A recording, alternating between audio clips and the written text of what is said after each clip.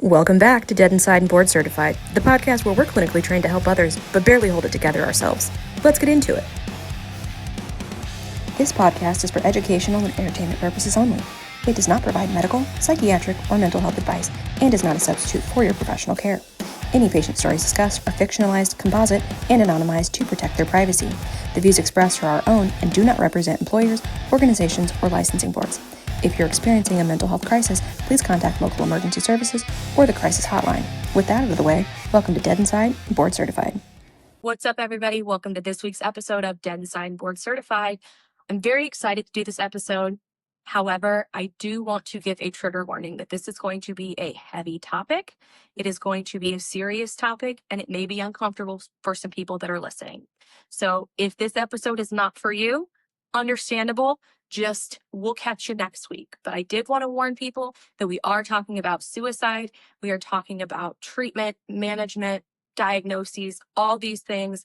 The whole episode is about suicide. So if that is a sore topic for you, or if that's going to make you uncomfortable, this is not your episode. I really think we want to talk about today isn't necessarily the act of suicide, but talking about the people that just wake up every day just thinking, I don't really want to be here. But guess what? They still go to work. They still function. So yeah, I think it's a big, important topic to touch on active suicidality, but also passive suicidality. That's just the constant existential dread, not wanting to wake up, wishing you wouldn't wake up. But then there's also the active that we'll talk about, which is kind of the crisis, the immediate danger. So I think there's a common misconception with that where we just see suicide, it's suicide. They're having the thoughts, boom, lock them up. And it's not, I hate to say it, but I feel like the occasional, maybe a little more an occasional feeling of just not wanting to be here anymore, or not wanting to exist, is more normal than I think we give credit to. Yeah. I think we have to take suicidality for what it is. And it's a spectrum.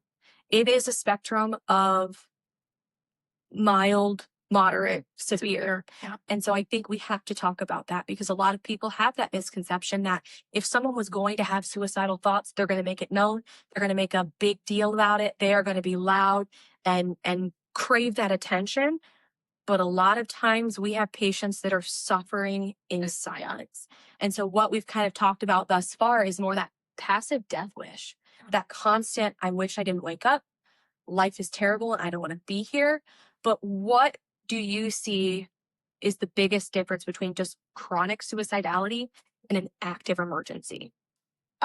So active emergency for our patients, is when they have an actual plan of forming, and not like, oh, I'm just going to go, shoot myself in the backyard. It's more of, and I know that's very triggering, but it's more of, I'm looking at guns, I'm making a letter, I'm,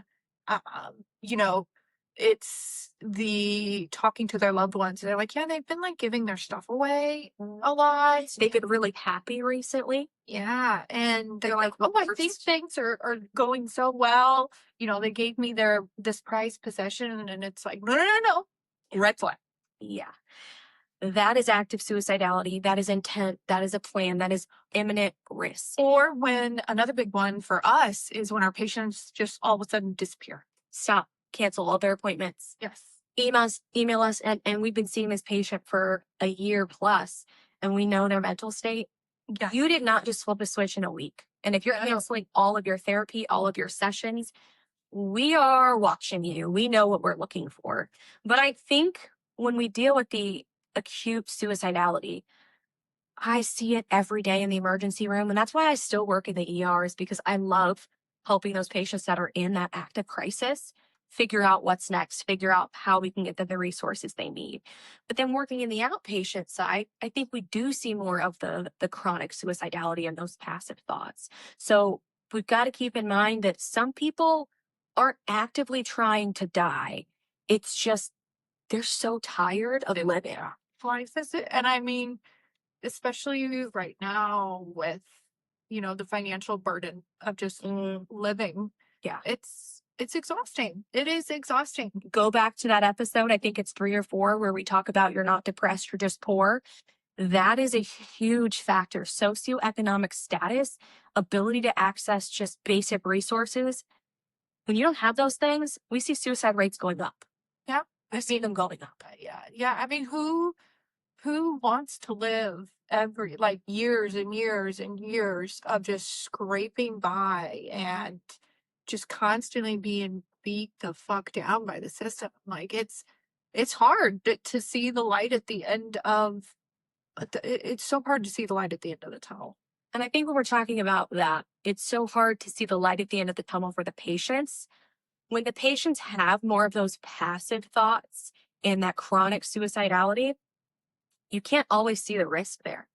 We have a lot of patients. I'll use myself as an example. Back when I did suffer from suicidal thoughts on a daily basis in my late teens, early 20s, I was considered high functioning. I was a straight A student. I had a full ride to college. I was going to school for medicine, like I'm here, and I had a great family. I had a job that I loved, and I still woke up every day wishing that I hadn't.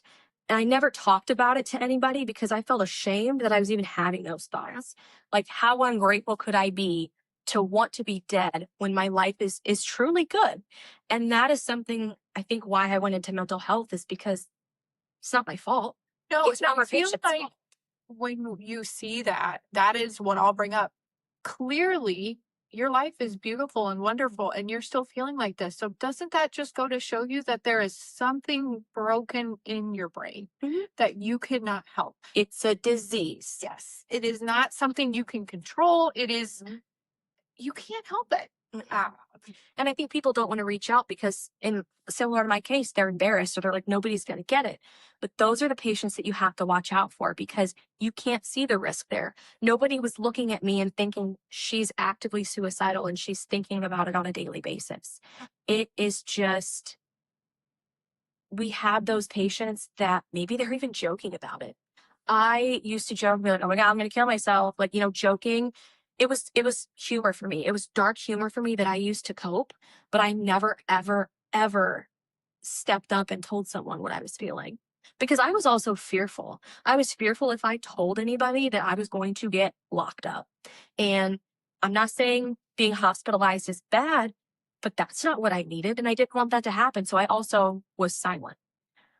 What do you say to your patients, or what would you advise people listening, that if they are having those thoughts, if it's more of the passive and the chronic thoughts that aren't as bright and loud, should they be fearful telling someone? No. I think more and more clinicians are becoming safer spaces for patients like this. I tell patients like this, I don't necessarily say it's normal, but I say, hey, I'm not going to lock you up. That's not what we're talking about. However, there are things we can do to help you not feel like that. Wouldn't you love to wake up and not have those thoughts every single day? Like, and usually that's the case. Is you don't have to live like that. There are medications, there are treatments that can help with that. Without being hospitalized. Like, I'm not going to hospitalize you. Yeah. And I tell my patients, I think I've said this before, you are allowed to feel suicidal. You are allowed to tell me you're suicidal. You're even allowed to tell me that you've thought of a plan. But if you're telling me I have no intention, we can talk about it. This is a safe space. You can tell me these things. You can tell me I've got these passive thoughts with no intent. You're allowed to have those thoughts. You are not allowed to act on it. And unless I think that you are in danger and you're going to act on it, I'm not going to report it unless I absolutely have to. Now, I will give you, the suicide hotline, the 988. Yes. Because, that way, if it is starting to like really ramp up, no matter what time it is, you can have someone to literally just talk to. Because a lot of times that can be what someone needs, is just someone to be there for them and listen to them. Yep.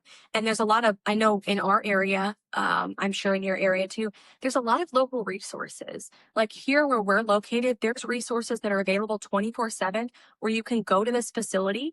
You can go there and you can talk to someone, and you're there for a few hours and then you can go home. It's not hospitalization. It's an outpatient office that's available 24/7. And so there are resources out there. So our job is to get those to you. But our job is also to perform a very thorough risk assessment. And that's what we're trained in doing. We are trained to know our patients. We're trained to see the signs because we do the checklists. We've done them in the ER. We've done them in outpatient where it's like, are you suicidal? Yes or no? Do you have a plan? Yes or no? You could answer all those questions, no, but our job is to know that you're bullshitting. Yeah, don't you worry. We're going to put some sneaky questions in there. And I'm not going to tell you what they are so you know how to answer them. No. We will throw some sneaky questions in there where we will be able to determine, hey, Yes. what's going on with them? They're telling me they're not suicidal, but when I am asking some questions, you're the hairs on the back of my neck are standing up. Like, what's happening here? Like, you're telling me you're doing so well, you feel so well. And you be looking like you might not have showered in a while, maybe have a little funk to you, and when usually you're very put together. What is I clocked a patient. I clocked a patient at the sheer fact when they came to the appointment, I was like, you don't have a Starbucks. Are you feeling okay? Every appointment. Yep. This patient would take the self-care. That was like their favorite thing to do. And I'm like, you in the last year, where's your coffee? What's going on? What do you mean what's going on? And guess what? There was something fucking going on. So we pick up on little weird things. Yes. And we know whether it's what you're telling us, whether your purse is now drab and not full of life with all of its little jingly janglies on it. Where's all your jewelry that you love to wear? Mm-hmm. Why are you not wearing your band tees anymore? Yeah. Why you got a funk to you? You are usually my most wonderful smelling patient of the day. But and you're not making eye contact. We laugh and joke and do all these things. Yeah. So let me tell you something. Your body language, your nonverbal communication is a flag. Your tone, your affect, your patterns. If you're just giving me brief yes and no answers and that's not normal for you, guess what? Yep. We catch on because we know you. If you ain't wanting to schedule your follow-up and you'll get to it eventually, and you generally schedule it every time before you leave. Mm-hmm. What's happening? Yeah. I think too, we also have to look at the risk assessment because we have those basic ass checklists. Like we've all seen them. You've probably had to do them, but they're not individualized for our patients. And I think our job too. Well, and they're terrifying because so many providers, you mark anything wrong on those questions and then you're scared you're going to get hospitalized. Mm-hmm. Well, and I have patients tell me all the time in the ER anyway, when I'm doing those screenings, they're like, I'm not going to answer that. I said, just so you know, failure to answer is an answer. Yeah. And I was like, if there's something we need to talk about, we can talk about it. And I will pull my hands back from the computer and not type anything. So you need to talk to me. But I think we also have to recognize that the patterns can be different.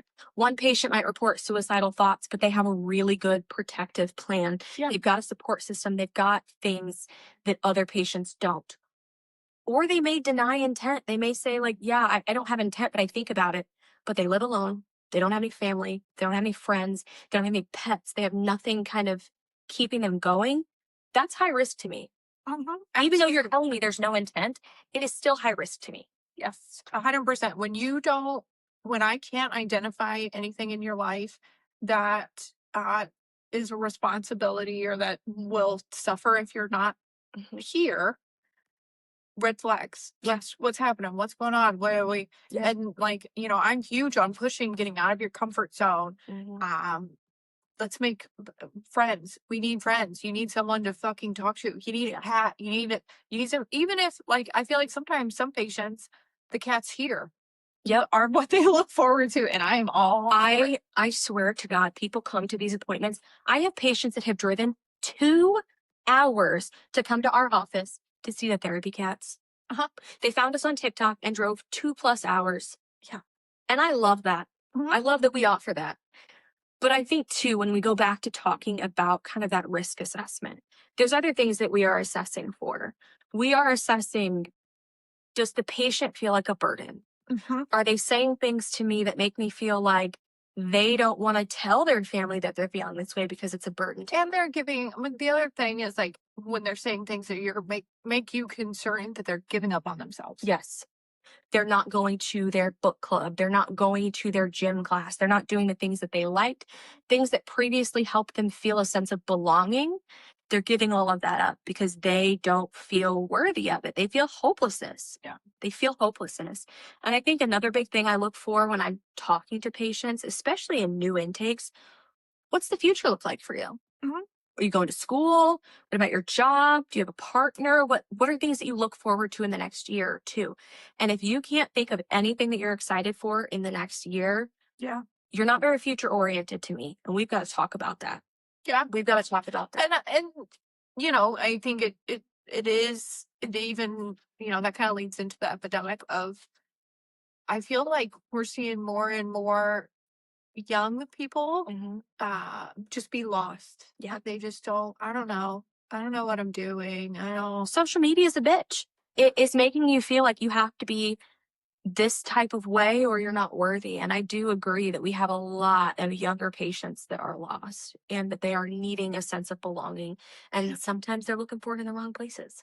Yeah, and I think, you know, again, resources. Like we have an excellent program called Career Link in our area that will help kids, you know, go to trade school, go to college, help them get jobs with job training, all of that. And it's like, you know, a lot of people don't know about these things, or it's the other thing is just telling them, hey, like, you can go and ask any place you want it to shadow. Yeah. Most places aren't going to turn you down if you say, hey, I'm interested in that. So, I mean, granted, that's a whole side quest, but still, Like, still something that we consider. people are lost. So, yeah. And I think the point with this is you can have two, and this is more for our providers, but also for our patients to know you can open up to us and tell us these things.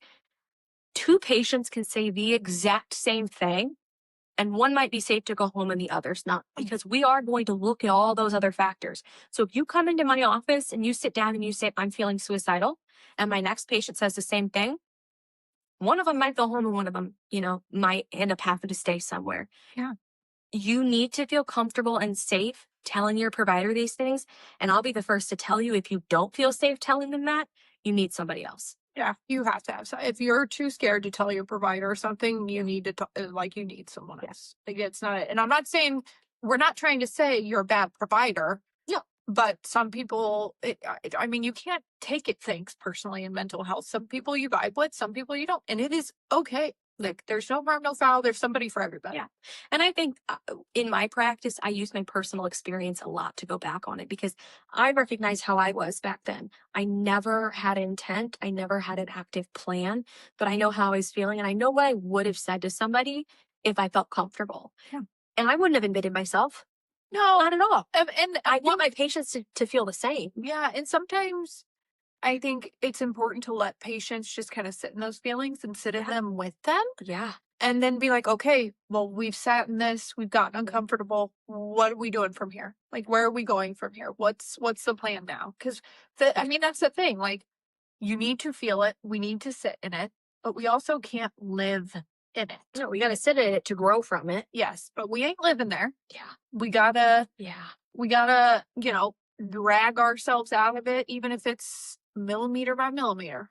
Some progress is better than no progress. And Yeah. I think it's important to tell patients that too, that like the goal isn't for you to magically not be suicidal tomorrow. Correct. The point is for maybe it to be not in your head 24/7. Maybe it 2 days a week. Yeah, 2 days a week. Or, you know, you were suicidal, but then you were able to even notice like, you know what? I was on this walk and I saw this beautiful flower. Like it can be those tiny little things, or I saw this little baby and it made me think about, you know, what would my baby look like? Like just little bitty things like that. My coping skill for any of you out there, because some people don't have a close relationship with their family, and I did. So let me preface that I did, but I, for some reason, felt like a burden to my family. They never made me feel that way, but in my brain, that's what was going on. One thing that helped pull me out and gave me a sense of I've got to live was pets. Yeah. I am always telling my patients, adopt a cat, adopt a dog. That is giving you a sense of responsibility, but it's also giving you some unconditional love that maybe you haven't had before. So that's somewhere. And also with that, please pick a pet that your life is suitable for. That you're prepared for. Do not get a Malinois. No, or we just brought home a German short-haired puppy, and granted, my husband's wonderful, and he be doing all the shit with that. But there's a reason I bought a Mastiff. Yeah. And there's a reason I have American Bullies and a pit bull, because they're bums. See, yours are bums. Mine is fucking crackhead McGee. Well, I'm trained to be bums. Yeah, she is bum sometimes, and then thinks she's the fastest lady alive, and then can't walk. So, but there's things that we can talk about that are not medication, that are not a magic pill to make you feel better, but also just talking sometimes. Yeah. And I think, I know I have, I'm sure you have, is this job can be taxing for us too, because we hear some crazy shit. We hear some stories, and I will flat out tell my patient, I understand why you don't want to be here.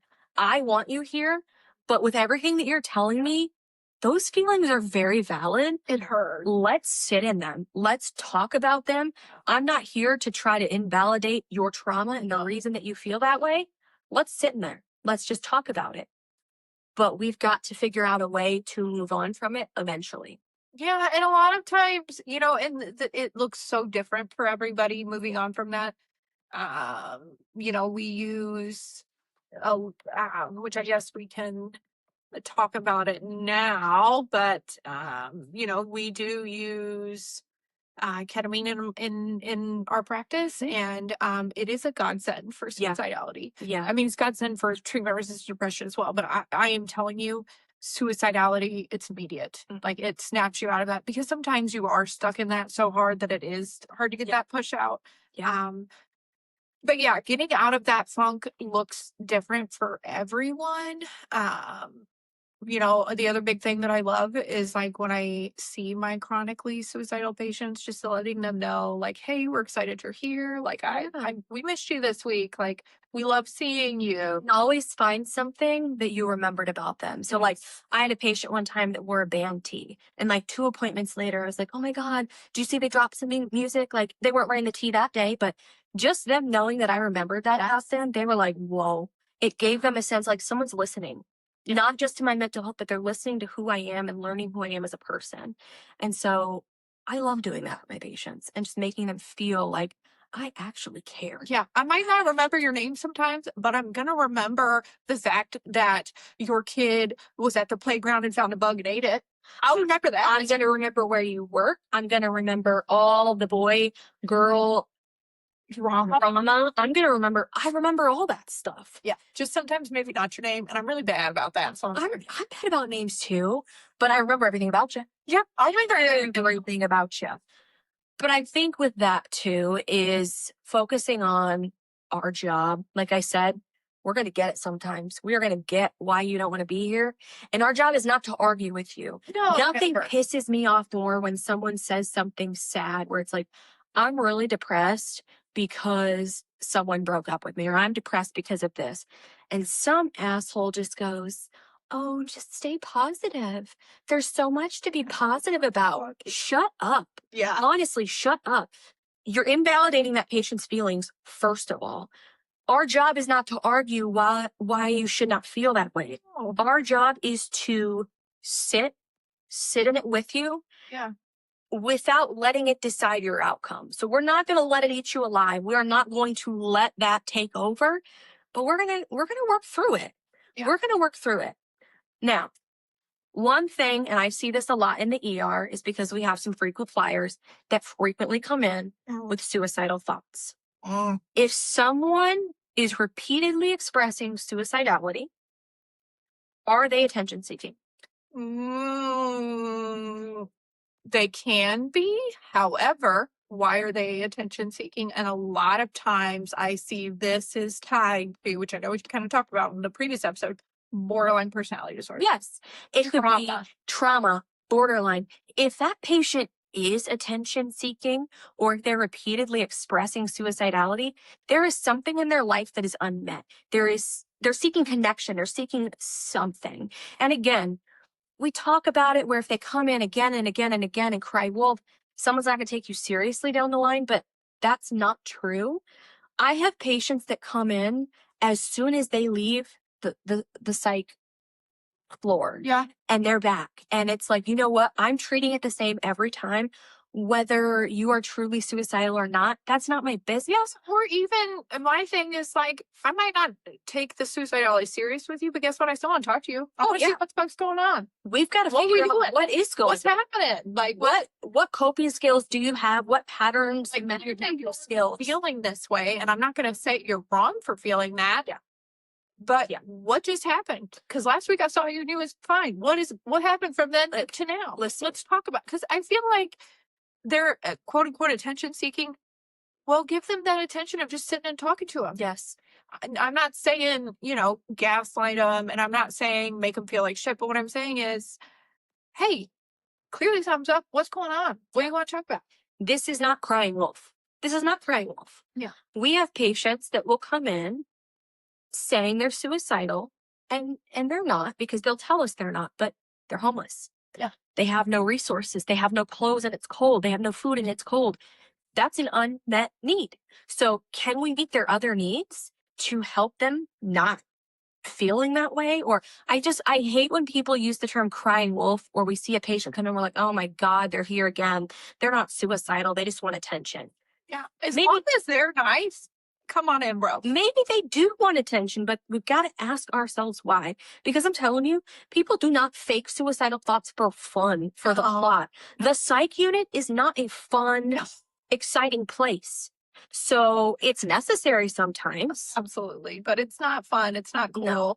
And, patients who are saying that clearly, like you said, have those unmet needs. And, as providers, it's also important for us to realize boundaries and our boundaries, and we can't solve everything. Like, that is okay. And it's okay to tell your patients that too. Like, hey, like, I can help you with XYZ, and I can try and give you the resources for this, but like, this part of your life, I can't fix. Yeah. And a lot of that is the social economic stuff. Like, I can't fix that your job sucks. I can't fix that, you have housing insecurity right now. I can't fix that. I'll give you the resources to try, and I will do everything I can, but I can't fix that. But I also think that it's important to have that conversation of like, hey, do you think that you would feel this way if you had housing, if you had food, if you were comfortable in life? Like, I feel like those are such important things to ask. And again, the attention seeking, a lot of times it can be a lot of those things. And again, I will, with those possible quote unquote attention seeking behaviors, it is important for us as clinicians to have boundaries. Yeah. Huge boundaries. And to be honest with our patients and be like, hey, I think you need more from me than I can give you. Like, I feel like that's a huge thing. We don't have to really get into that today, but that is a huge, huge thing that, and I struggled with for so long as a clinician, was like, I can't solve everything. I can't be everything for everybody. Sometimes you just have to tell patients that, like, hey, I will try, but I can't fix that. Or, hey, this is something I won't be able to help you with that. Here, this might help you. I just wrote that down because I think it's a good episode idea, when we have to turn patients away. Yeah. Because sometimes you need a higher level of care than I've got for you. Yeah. And it sucks, and I hate to do it, and it hurts my heart, but like, if I'm consistently not meeting your needs, whether that be in appointment availability or time availability, I need to recognize that. And I know my patients will start. I do have some patients who are starting to recognize, hey, like, I need more from you. And if I don't have that to give, or as a clinician, you don't have that to give, it's okay. It's okay to tell your patient, hey, I don't have that. I wish I did, but I can't. And let me help you find someone who can meet those needs. I will sit with patients. I've had patients tell me, like, and they're so upset that they need to switch providers because of insurance or job changes or whatever. Guess what? I'm going to sit with you in the appointment and try to find you somebody else because this is not personal. I am here as a We're not trying to get rid of patient. Like that's not what I'm trying to do, but it also have to be honest if with you got to go. I mean, I had a patient that I had a great relationship with, and I adored this patient. I got excited when they came in because we were making progress. We got along well. We had a really good rapport. And the patient comes in and they're just like so sad. I was like, what's going on? This is not normal. They had to get new insurance, and they're like, this will be our last. Like, I have to find somebody else. And we found him somebody else. Good. Together. Because this is not about me. Nope. This is not about, what. And if it is about me, guess what? I'll let you know too. If I say, hey, I don't think we're a good fit, like you got some trauma that doesn't mix with my trauma, like, I don't think this will be a good fit, I'll be the first to tell you. Mm-hmm. Oh, yeah, I ain't got no shame in that. Or if you're rude as hell for no reason. Oh, yeah, I ain't doing that either. But that's a whole nother conversation. That's the main reason I will tell a patient you are not for me is if you are disrespectful to me or my office staff or my nurses or anybody in between. We're not doing that. You are responsible for your actions. Yep. And your feelings are valid. You can be upset, but you're still responsible for how you treat people. And I'll leave it at that because I can go on tangent for days. Yeah, 100%. So we've got a patient that is suicidal. We've got a patient that we are trying to avoid admission. One of the most common things that you will see used is a safety plan. And we're going to tell you first and foremost, I don't like them. I don't either. I don't like them. Yeah, I think they're garbage, but I do think there are some points where I think the language, I guess I should rephrase it. The language in a safety plan is garbage. There are some wonderful points to it to help highlight to the patient what they enjoy about their life, people they can talk to, identifying their support, resources in the community that they can use. But we've got to keep in mind they are tools, not solutions. This is not a cure to your problem. This paper is usually checklist style where it's like, boom, yes, this, that. And I just don't like that because I want my patient to know if you're feeling any of these things, let's get back together and let's figure it out. Yeah. Or I think, I do think they can be helpful for patients as a reminder of, hey, I'm feeling this way. Oh, I can talk to such and such. I know that I can, do these things. Or, hey, I know I'm in a mood and doing a puzzle brings me out of it. Yeah. Like, I think they can be helpful in that sense, but it's not a solution, and it's not, absolutely not a way to hold your fucking patient hostage. Now, something different from safety plan that I was telling you about. There's safety plans, which I will use every once in a while, again, for the reason of kind of giving those resources. But if I truly have concerns that you are suicidal, or I'm going to check in on you more frequently, and we're going to try to figure it out. I only really use safety plans when the patient is seeing me in the ER and I'm not their psych provider. Yeah. So I will do a safety plan then because you're leaving the department and you might not see me again. I need to know if you've got those resources. Yeah, and it's important for the patient to know and identify those things in themselves. Like, I think a safety plan, again, shouldn't be used to hold your patient hostage. However, it opens their eyes to, oh shit, if I'm feeling this way, I can do these things. Or, oh shit, if I'm feeling this way, I can talk to these people. Yep. Like, it highlights, and sometimes it can highlight to them, like, I'm not alone. I do have people who count on me or who love me. So I think that is also a benefit of them. And they are evidence-based. They are the preferred way. But I'm going to talk about safety contracts. You just told me about. I did. They are garbage. So the difference with the safety plan, that's the resources. That's kind of a plan of what we do. A safety contract is a legit contract that the patient is signing that says, and I quote, I agree not to attempt suicide and will tell somebody if I feel unsafe. So it is a written agreement that the patient is writing, I will not kill myself. Well, first of all, gross. Providers do it because they think that it reduces liability if the patient does kill themselves. I'm sorry. I'm not worried about my liability when it comes to your safety. Like, yes, that's a concern. I'm worried about making sure I'm doing the right thing for you at all times. And let's be honest, me what I do isn't going to be the end all be all for what the determining factor in you committing suicide is.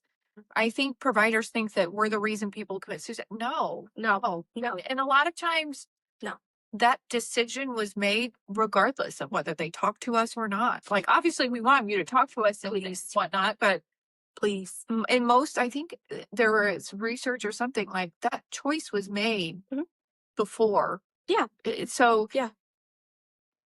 It's not us. no, and also, like, how shitty is that? Like, could you imagine having to sign a piece of paper that says I'm not going to kill myself? Like, clearly highlight that I'm not comfortable with you. Right. And patients may just agree to appease you. They may be like, yeah, sure, I'm going to sign it. But the other thing is that I don't like about it is now you've signed that, you're my provider, you made me sign this contract. Well, now you have this false sense of reassurance that I'm not going to do it. So I feel like your assessment's going to get weaker and your follow-up's going to get weaker because I signed a paper that I'm not going to kill myself. Hey, guess what? If I do kill myself, the contract doesn't matter because I'm dead. So I know that's harsh to say, but what is that going to prove? All that does is goes back to liability. It does not protect the patient in any way. And like, there's the liability, just it doesn't protect us from liability either. I don't even know what it's doing except holding someone hostage. I don't like it. I don't like any of that. I also don't like it. Don't do it. They are not not proven. Again, all you're doing as a provider, if my provider ever put a piece of paper like that to me, automatically my hackles are up. I'm not going to share shit with you. You're just making me not trust you. So no. So what I think the key is when we're talking about that is collaboration. We're not going to just have a checklist safety plan that you're going to go back and forth on. No, we are going to have an individualized plan that is looking at your risk, that is looking at your protective factors, so family, coping strategies, support, but also warning signs. A warning sign for me might not be the same for you. So what do I need to look for? Or if you don't know your warning signs, we might. Right. I might know your warning sign for you. I had a patient tell me one time that their warning sign was canceling 2 or more appointments. That if they had canceled because they love coming and they need these services, that if they are canceling multiple appointments, if something is wrong. So in that way, I know that I need to be checking in more. So their individualized safety plan. Here's the thing, they don't work if the patient doesn't believe tomorrow is worth staying to begin with. So yes, we can get a safety plan as part of the care. We can have those resources outlined, but we do not need to rely on that and be done. We have to continue to push forward. Absolutely. And, I think the other thing is, for providers, just because a patient tries to commit suicide, that doesn't make you a shitty provider. Yes, it hurts. But I think it's a way to be like, hey, what was happening? What was going on? Like, let's learn from this. Where were you at? And you don't have to be a dick and be like, why didn't you talk to me? But also, why didn't we reach out? Like, I would have made time for you. Like, what I would have helped you find someone who could make time for you. Like, what's going on? Like, well, and what are some other things that we can do to help in that moment that are not a safety plan? For me, I think we can kind of dive deep and talk about maybe the underlying things that are going on. We got therapy. Yeah, we have ketamine and ideation. I know that's not covered by insurance and it's expensive, but like, if that's what's going to keep you around. And I'll be the first one to say, I'll make it work. If you can't afford it, we will figure it out. Yes, we will figure it out. If you have to make $1 payments for 400 days or We'll 400 weeks, we'll figure it out. Like, we will. That's why we're never going to make money, because there have been times where I have a patient that I know needs it. I'm like, I'll fit the bill right now. And whenever they pay it, just pay me back. That's harsh for us. But still, that's the kind of people we are working in this office. Is we want you to get better, and we ain't trying to be rich. I mean, I would. Well, obviously, but we're nurse practitioners. Okay, we're not rich. No, we're not rich. You know how much we make from this podcast? We've made $4. Oh shit! In 10 episodes. Okay, $4. So we're not in it for that. Yeah, and also, I mean, how many hours do we put into this? I think we might be negative. Well, $4. editing for me is like 2 hours an episode. Recording is like an hour an episode. So it's a lot, but we are $4 in profit. Yes. So So I get $2 a piece. you can keep my $2. You know what? I can't even get a crispy McDonald's Diet Coke for $2 anymore. It is $2.10. So if you want to buy us a crispy Diet Coke, we need another quarter. Yeah, I need crispy Diet Coke. Also, figs or Fabletics. If you're listening to this, we like scrubs. Liquid Death, where are you? I've emailed you like 12 times. Yes, please enter the chat. You're our favorite. Anyway, we're not looking for sponsors for that reason. But if we had them, we could have cooler stuff. We could have a studio and more episodes. Yeah. But we're here because we love what we're talking about. We're joking, but we love what we're talking about.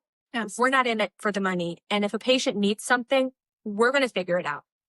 We are going to figure it out. Work. We'll figure it out. It's one of those things that just talk to us. Yeah, just be honest. Yeah, just be honest. Just talk to us. Honest. We aren't gonna judge you. Yeah. Now let's. Unless you like country music. Oh my.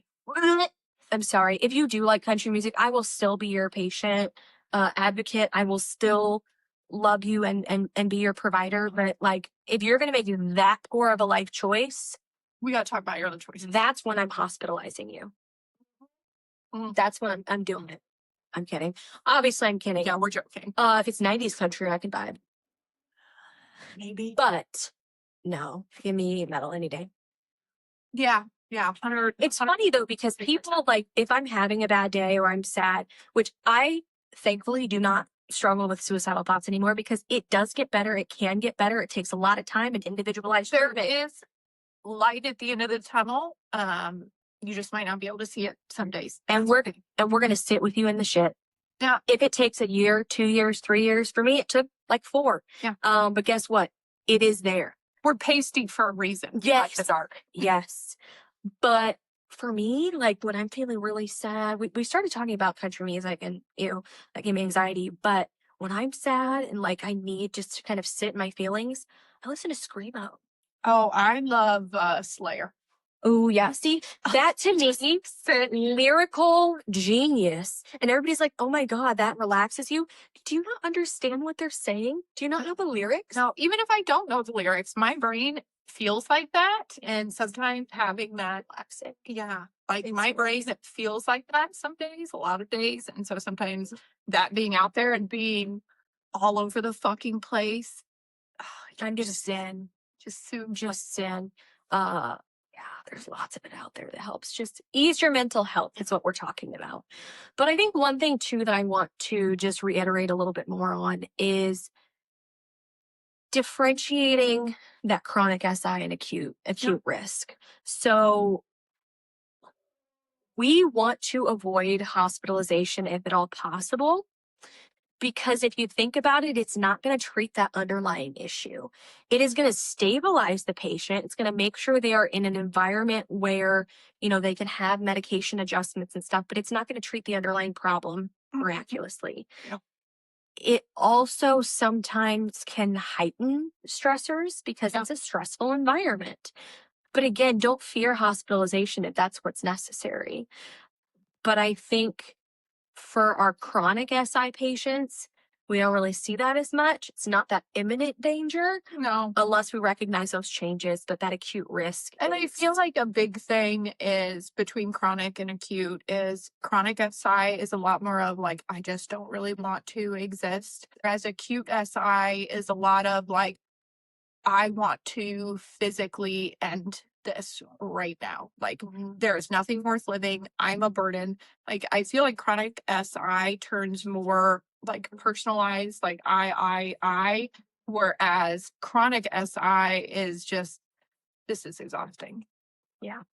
Yeah. And I think too, our job is really closely monitoring those patients and stepping in when we need to. Yeah, and like you said, is getting some of those, like what needs aren't met. Let's try and figure out those needs. And then, some of the socioeconomic shit, like, some of those things can be easy of like, hey, let's apply for 400 other jobs. You hate your job. This is making me miserable. Let's get you a new one. Yeah. I also think too, one thing that I have seen is when our patients are feeling that way and when they're able to express it to us, we've got to protect that. We've got to protect that and continue to make them feel heard and continue to make them feel like they can come to us with those things, because we want you to talk about it. Yeah. Because it's a lot of times the people that are actively suicidal, they rarely come forward. And sometimes they do. And I'm so grateful when they do. But I'm going to have someone on the podcast either next week or the week after that has a real life story that is so heartbreaking. Their husband committed suicide and nobody had a clue. This person was building up so much just trauma and anger and things that he couldn't cope with anymore. Nobody knew. Happy go lucky, that. And so I think we have to really watch out for people. And if you have any concern whatsoever, start talking to them. Start those conversations. Yeah, I think the biggest thing is, suicidality isn't loud. A lot of people don't talk about it. But I think when you have loved ones or friends, I think all people know. I think they know.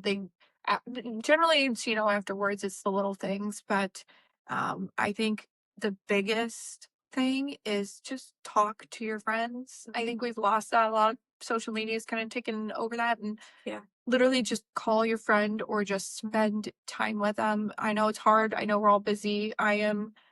Some of my closest friends can probably attest, and I am difficult to get a hold of. But About that. I think just reaching out and talking, and just saying, hey, like, how is life?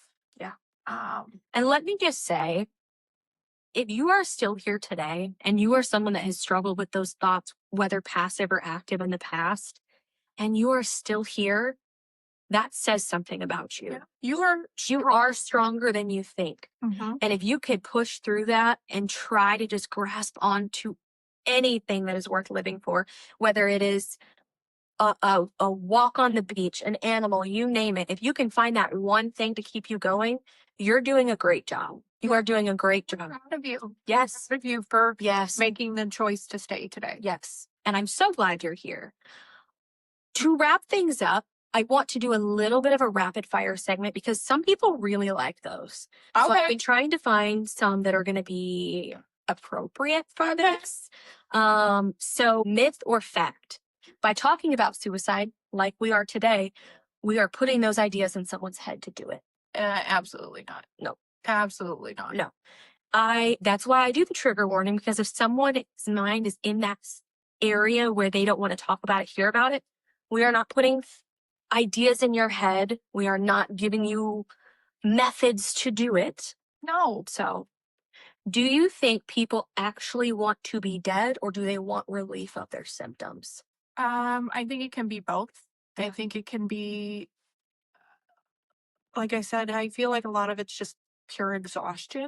Yeah. And they're just fucking tired. And sometimes those are the hardest to find the light for. But yeah, I think a lot of the time it's just pure exhaustion, and they're just so tired of that feeling day in and day out, because it weighs on you, man. It weighs on you. What red flag do you feel people miss the most? You talked about giving things away. Giving things away is a big one. I think be someone turning more inward. Yeah.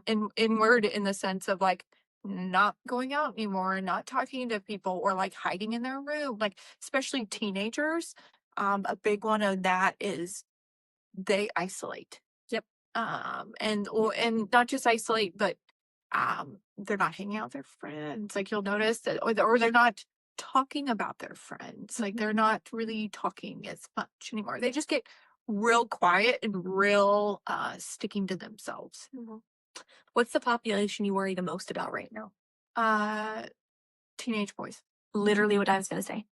Teenage boys. And that is why we are working so hard to advocate for talking about it. And we've got episodes to talk about it. Yeah, I agree. What is the biggest mistake a provider can make with a suicidal patient? Apparently that safety contract you should Fuck them safety contracts. Burn them. Honestly. Yeah, I mean the safety contract for sure. Mm-hmm. Or safety contract or you have so many other things. You have so many things to live for. Like, nah, that's not the vibe. No, I don't need to hear that right now. No. So my next question was, what should you not say? You have so many things to live for right now. Right. And there's no reason for you to be suicidal. Why would you feel that way? Yeah. I think those are some big things to not say. Yeah. So maybe don't say, same bro. Please don't say that also. I say it as a joke. As a joke, fine. But like in real life, please don't. Like, don't be like, I feel like that too.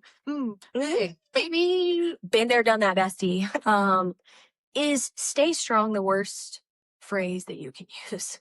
Mm-hmm. Stay strong. So you're not strong if you're having those thoughts? Yeah. You can be strong because you're still here. Here's the thing. You haven't acted on it.